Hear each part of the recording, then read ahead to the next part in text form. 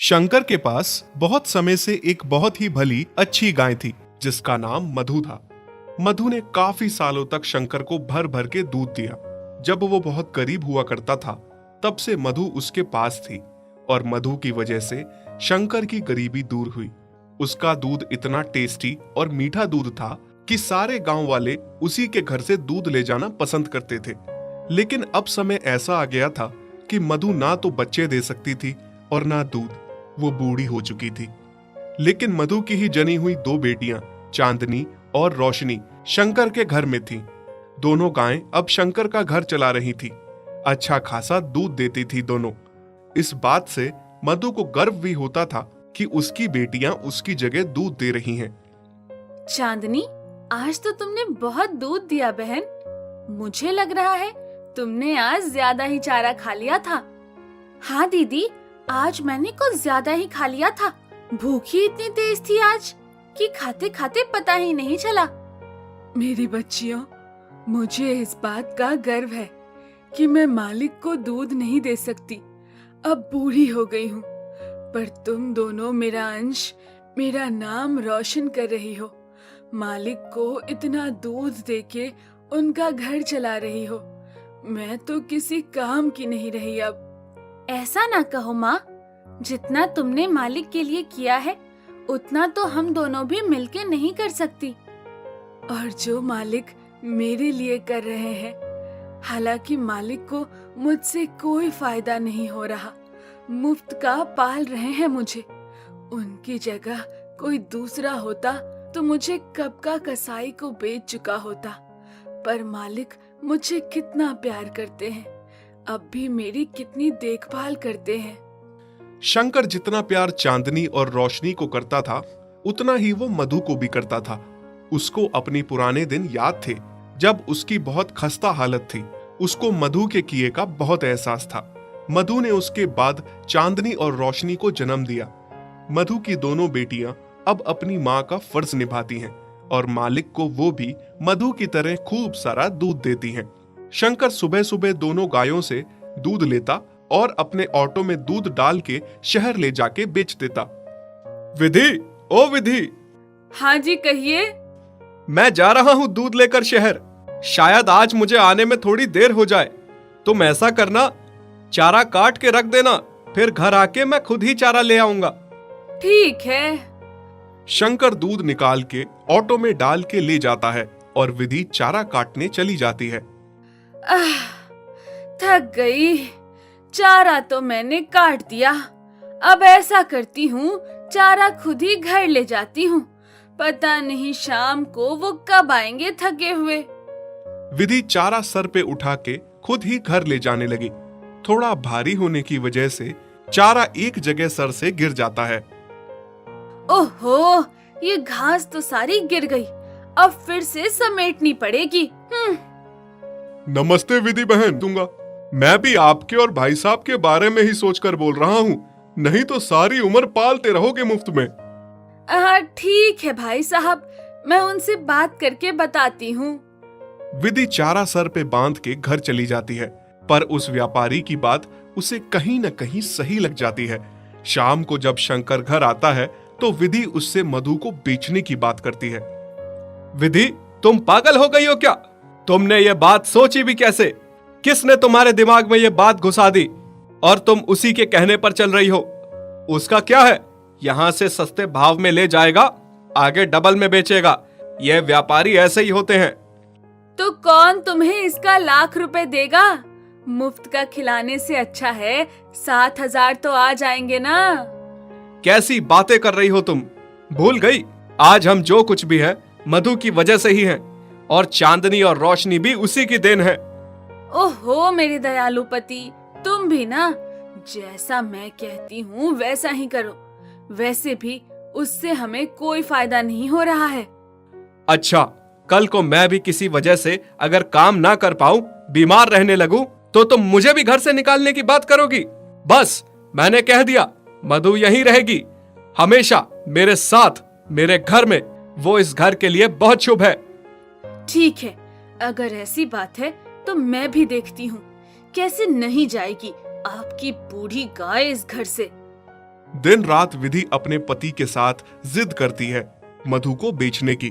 फिर एक दिन शंकर बीवी के आगे मजबूर हो जाता है और उसे बीवी की बात माननी ही पड़ती है। अगले ही दिन विधि उस व्यापारी को घर बुला लेती है। चांदनी, देख तो जरा, ये कौन आया है हमारे घर पे? हाँ दीदी, और इसके हाथ में तो रस्सी भी है। कहीं मालिक ने हम में से किसी को बेचने के लिए व्यापारी तो नहीं बुलाया है? नहीं मेरी बच्चियों, ऐसा ना सोचो। मालिक और मालकिन बहुत अच्छे हैं, उन पे खामखा शक ना करो। मैं उन्हें बरसों से जानती हूँ, वो हम में से किसी को भी बेच नहीं सकते। हाँ माँ, तुम सही कह रही हो। शायद भगवान ना करे ऐसा दिन कभी आए जिस दिन हमें एक दूसरे से अलग होना पड़े। हम तो मर ही जाएंगे। व्यापारी शंकर की पत्नी को मधु के बदले 7,000 रुपए देता है। अरे वाह, बड़े दिनों बाद इतनी बड़ी रकम हाथ आई है। लेकिन शंकर इस बात से बहुत दुखी था। उसे बहुत बुरा लग रहा था कि ये कैसी औरत है, चंद पैसे के लिए घर की लक्ष्मी को ही बेच रही है। थोड़ी देर बाद शंकर मधु के पास आता है और उसके सर पे हाथ फेरता है। मुझे माफ कर दो मधु, पत्नी की जिद के आगे मुझे तुम्हें बेचना पड़ रहा है। उसे लगता है कि तुम अब बूढ़ी हो गई हो, हमारे किसी काम की नहीं हो अब। हो सके तो मुझे माफ कर देना। ये सुन के मधु, चांदनी और रोशनी को बहुत बड़ा झटका लगता है। माँ, तुम्हें तो बड़ा यकीन था ना मालिक पे। देखा कैसा यकीन तोड़ दिया एक ही झटके में। आपने इनके लिए इतना कुछ किया, दूध के साथ अपना खून भी निचोड़ के दिया। जब इनका घर गृहस्थी बन गई तो अब इनको लगने लगा आप किसी काम की नहीं हो।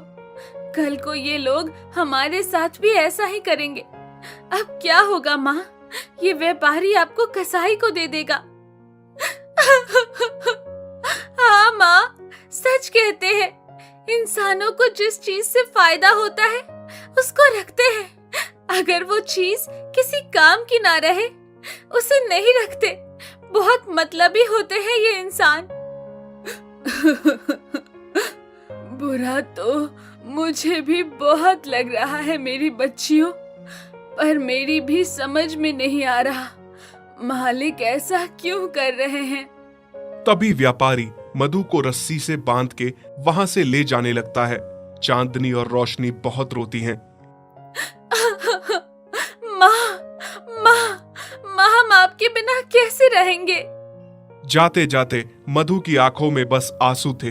वो तो अपने मालिक से उसके बेचने का शिकवा भी नहीं कर पाई। व्यापारी उस बुजुर्ग गाय को रास्ते में खूब मारते मारते ले जाता है। घर पहुंच के उसे गौशाला में बांध देता है और खूब सारा चारा खिलाता है। लेकिन मधु को पता था कि उसे खूब खिलाएगा पिलाएगा, फिर कसाई को उसे बेच के मोटी रकम हासिल करेगा। फिर थोड़ी देर में कसाई व्यापारी से मिलने आता है। व्यापारी उसे कहता है कि कुछ दिनों में आके उसे ले जाए। नहीं नहीं, ये व्यापारी तो मुझे कसाई को सौंप रहे हैं। मुझे नहीं मरना। मालिक, आपने ऐसा क्यों किया? मेरी क्या गलती थी? हाँ, मुझे इतनी जल्दी हार नहीं माननी चाहिए।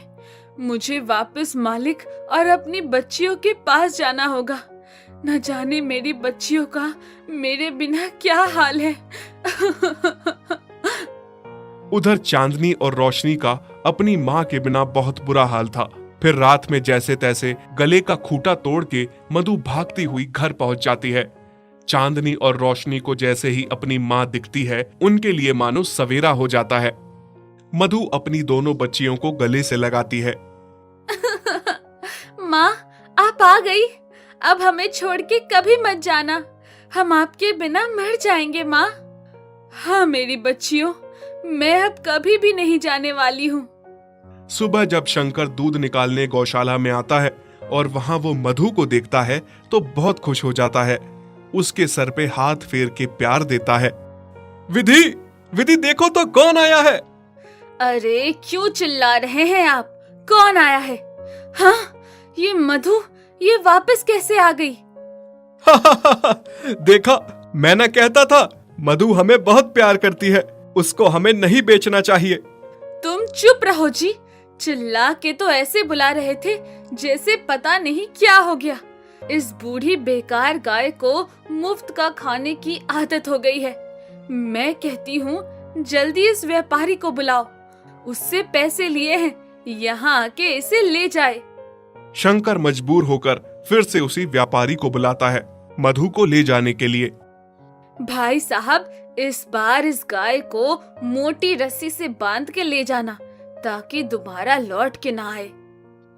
माँ, ये फिर से आपको भेजने की तैयारी में है।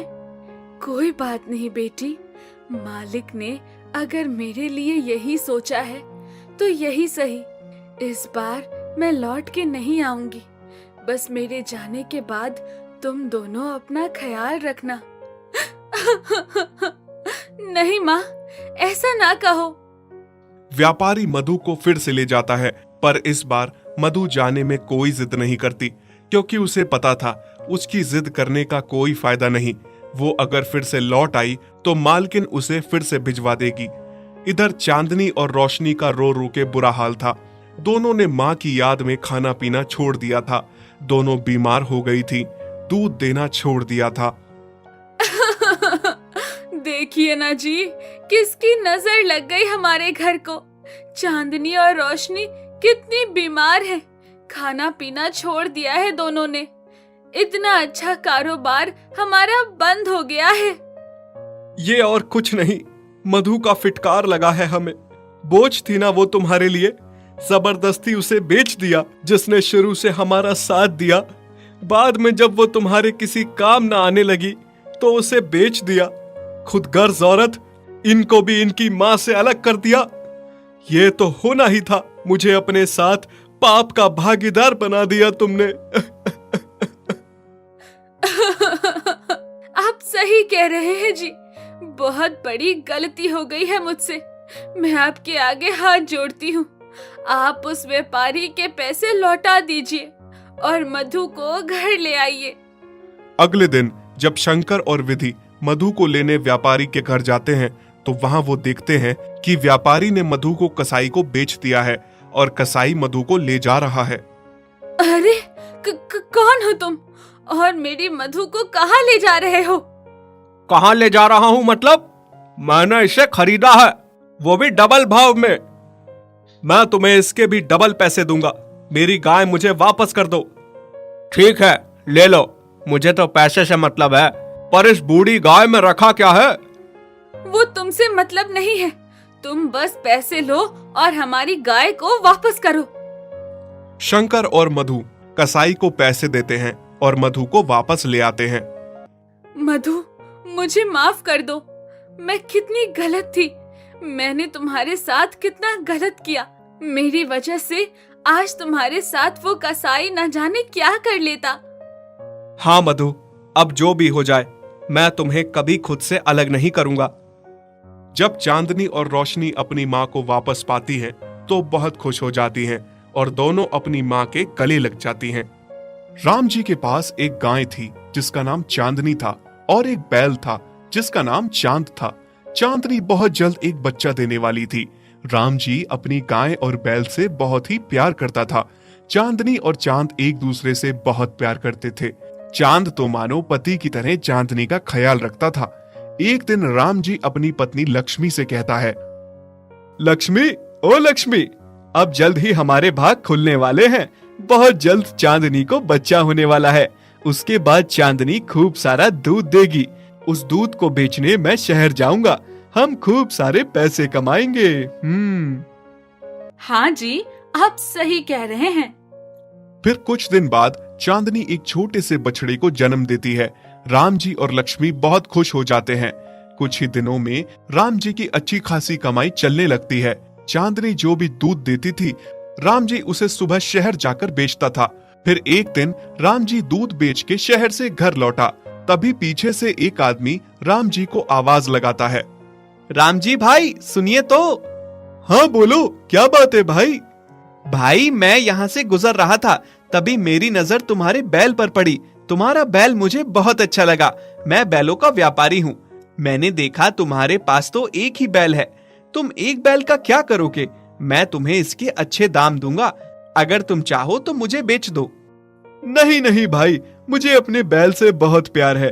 उसके यहाँ रहने से मेरा कोई नुकसान नहीं है। मैं उसे नहीं बेचना चाहता।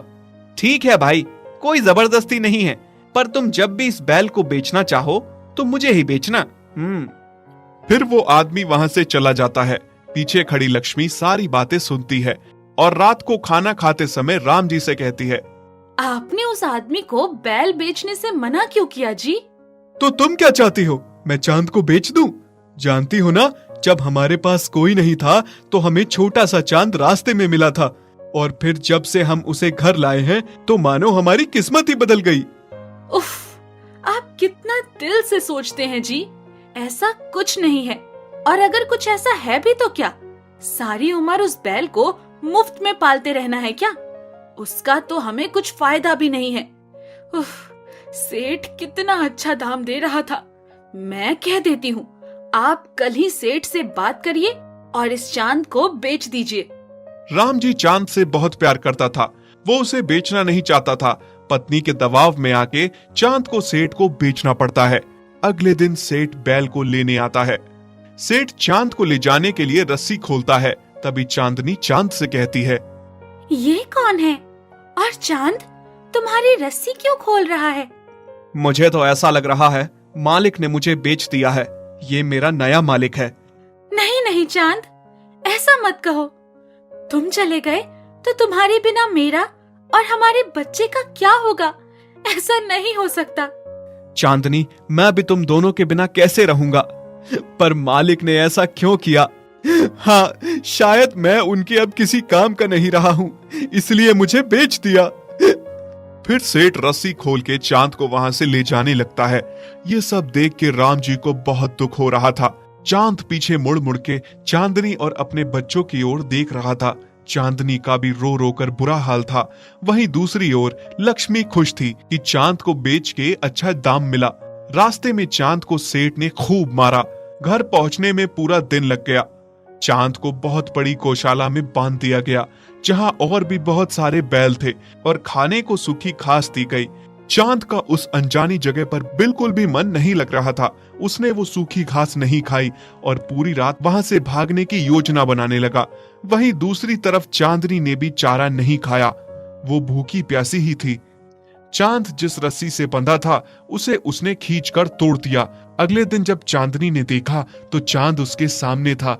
चांदनी को अपनी आंखों पर यकीन नहीं हो रहा था कि चांद लौट आया था। अब मैं तुम्हें छोड़कर नहीं जाऊंगा। सच? तभी राम जी बाहर आकर देखता है चांद लौट आया है। उसे अपनी आंखों पर यकीन नहीं हो रहा था। लक्ष्मी, अरे ओ लक्ष्मी, देखो तो कौन आया है। कौन आया है? देखो, चांद लौट आया है। अब मैं उसे जाने नहीं दूंगा। तुम क्या इसके लौटने पे खुश हो रहे हो? सेठ को बुलाओ, इसको यहाँ से ले जाए। हाँ, इस बैल को फ्री का खाना खाने की आदत है, तभी वापस आ गया है।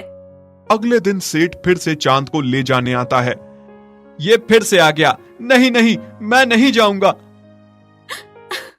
हे भगवान, मालिक ऐसा क्यों कर रहे हैं?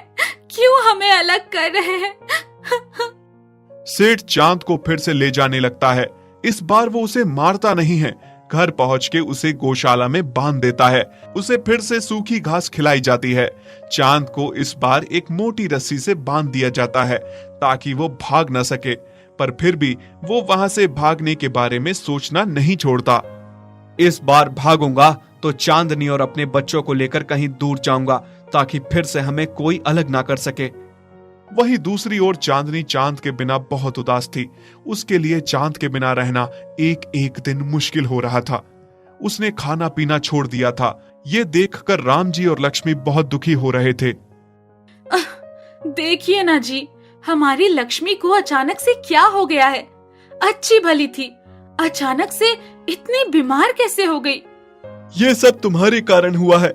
तुम्हारे साथ मैं भी इस पाप का भागीदार बन गया हूँ। हाँ, मेरे कारण? मैंने क्या किया? क्या तुम अंधी हो गई हो? तुम्हें दिखता नहीं है चांद और चांदनी का प्यार? वो दोनों एक दूसरे से कितना प्यार करते हैं। चांदनी का बच्चे का बाप भी चांद ही है। तभी चांद भाग भाग कर अपने परिवार के पास लौट आता है और हमने किसी के परिवार को तोड़ा है, इसका पाप तो हमें जरूर लगेगा। आप सही कह रहे हैं जी, मुझसे बहुत बड़ी भूल हो गई। पैसों के लालच में मैंने ये क्या कर दिया। आप कल ही जाकर सेठ को उसके पैसे वापस कर दीजिए और चांद को घर ले आइए। उधर चांद पूरी रात रस्सी को तोड़ने में लगा रहता है। आखिरकार उसकी मेहनत रंग लाई। वो उस मोटी रस्सी को तोड़ने में कामयाब हो ही जाता है और रात में वहां से भाग जाता है। रात के अंधेरे में वो रास्ता भटक जाता है और चलते चलते बहुत थक जाता है। ऊपर से भूख और प्यास से बहुत बुरा हाल था। फिर चांद को एक जगह हरी घास का खेत दिखता है।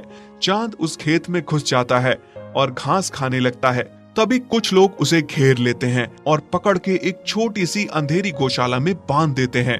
यहाँ पहले से बहुत दुर्बल पड़े हुए डरे जानवर थे। राम जी अगले दिन सेठ के पास चांद को लेने के लिए पहुंचता है, पर सेठ से उसे पता चलता है कि चांद फिर से भाग गया। राम जी आके अपनी पत्नी को बताता है। दोनों चांद के लिए बहुत चिंतित होते हैं। हमारा चांद कहाँ गया होगा? अभी तक तो वो घर पहुंच जाता, पर उसका कोई अता पता ही नहीं है। कहाँ गया होगा वो भूखा प्यासा? आप सही कह रहे हैं जी, पर आप चिंता मत करिए, सब ठीक हो जाएगा। वहीं दूसरी तरफ चांद का उस कैद में दम घुट रहा था। वो सोच रहा था भगवान ने उसकी कितनी बुरी किस्मत लिखी है और कितना और दुख देखना बाकी है। मुझे तो लग रहा है कि मैं अब मर जाऊंगा। नहीं नहीं, इतनी तकलीफ उठाने के बाद अब मैं हार नहीं मानूंगा। मुझे कुछ भी करके अपने बच्चों और चांदनी के पास पहुंचना है, बस। तभी चांद दीवार को तोड़ने की सोचता है, क्योंकि दीवार कच्ची थी। उसने सींग मार मार कर दीवार तोड़ दी, लेकिन तभी वहां गौशाला का मालिक आ जाता है और चांद को बहुत मारता है। चांद को इतना मारा जाता है कि वो जमीन पर गिर जाता है। अब मैं तुम्हें और अपने बच्चों को लेकर कहीं दूर चला जाऊंगा, जहां हमें कोई अलग ना कर सके, कोई हम पे अपना हक ना जता सके। तभी लक्ष्मी चांद को वापस पाकर खुश होकर कहती है, चांद, तू आ गया। मुझे यकीन था तू जरूर आएगा। अजी सुनते हो? देखो तो कौन आया है। कौन आया है? हमारा चांद वापस लौट आया है। क्या? चांद आ गया? तभी राम जी रोते रोते उसके सर पे हाथ फेरता है और कहता है, मुझे माफ कर दो चांद, मैं तुम दोनों का गुनहगार हूँ। मुझे कोई हक नहीं बनता कि किसी के परिवार को तोड़ूं, और मैंने ये पाप किया। मुझे बहुत पहले ही ये सब नहीं करना चाहिए था। अब मैं तुम्हें कहीं नहीं बेचूंगा चांद, हम सब साथ रहेंगे। चांदनी, मुझे लग रहा है कि मालिक और मालकिन अब समझ गए हैं। अब वो दोबारा ऐसा नहीं करेंगे। अब हमें भी इनको मौका देना चाहिए। हाँ, तुम सही कह रहे हो। और वैसे भी गलती भी तो इंसानों से ही होती है, और अंत भला तो सब भला। और फिर सब खुशी से रहने लगते हैं। यदि आप ऐसी कहानियां और देखना चाहते हैं तो हमारे चैनल को सब्सक्राइब करें और बेल आइकन पर क्लिक करें, ताकि हमारी सारी नई वीडियोस आप सबसे पहले देख सकें।